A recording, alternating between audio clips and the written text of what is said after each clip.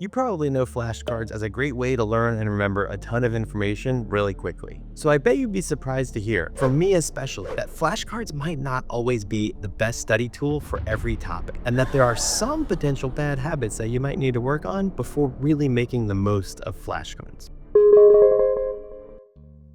Hi, I'm Andrew from Brainscape, the adaptive flashcard app that uses spaced repetition to help you learn faster and remember longer. And while we spend a lot of time talking about the cognitive science benefits behind why flashcards are so effective, let's talk about some downsides. The first one being that flashcards aren't always great for learning something from scratch. Think about learning the physics of motion. If the first thing you were exposed to was just this flashcard for the basic equation to measure velocity, it wouldn't really mean that much out of context. You'd probably want to start with a more interactive video or simulation in which that flashcard is first derived, so that when you later study that equation flashcard, you'll already have a mental framework for it. Of course, it's sometimes possible to gracefully integrate studying and instruction with digital flashcards, like Brainscape does with our foreign language packages, but that's sometimes a lot of work. Flashcards are typically best as a complementary tool for studying what you've already been exposed to, and maybe even using a little Brainscape AI to transform that material into flashcards that you could study on your phone later. The second possible downside is that flashcards are not always great for skills that you learn by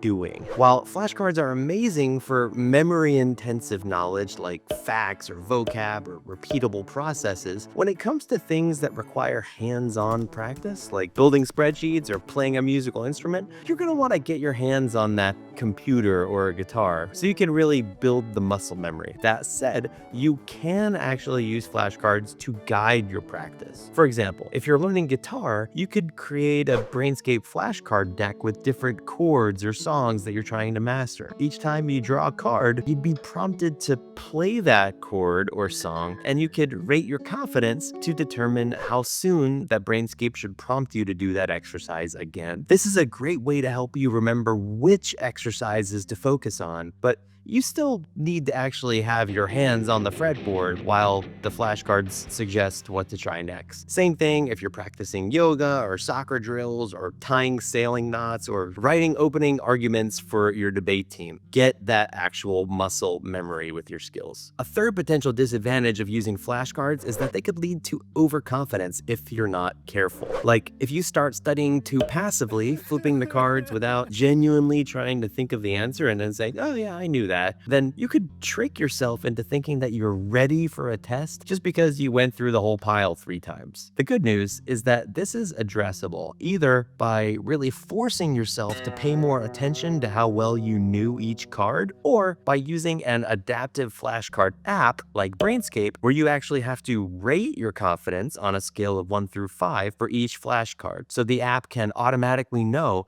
how soon to repeat each flashcard the next time. In other words, if you're using a flashcard app and honestly assessing your knowledge, then you can be basically optimizing your study stream and avoiding that risk of overconfidence as much as possible. You might be seeing a bit of a pattern here. Even though flashcards traditionally aren't great for learning from scratch or learning skills or preventing overconfidence, using an adaptive flashcard app like Brainscape can help you solve all of these problems and more. If you're using Brainscape, you can find pre-made flashcards for almost every subject on the planet, make your own flashcards with images and audio, which is especially easy to do at high volume if you're using a computer and then syncing the flashcards to the app. You can collaborate with other creators in your class or company and manage editing permissions. And of course, you can all study your flashcards on any device using spaced repetition and tons of other features that help you develop better study habits and track your progress toward your goals. So whether you're studying a traditional flashcard-friendly topic like history or science or medicine or law or languages, or whether you're hacking flashcards for some other creative subject, using a platform like Brainscape can help you overcome the usual downsides of flashcards and transform them into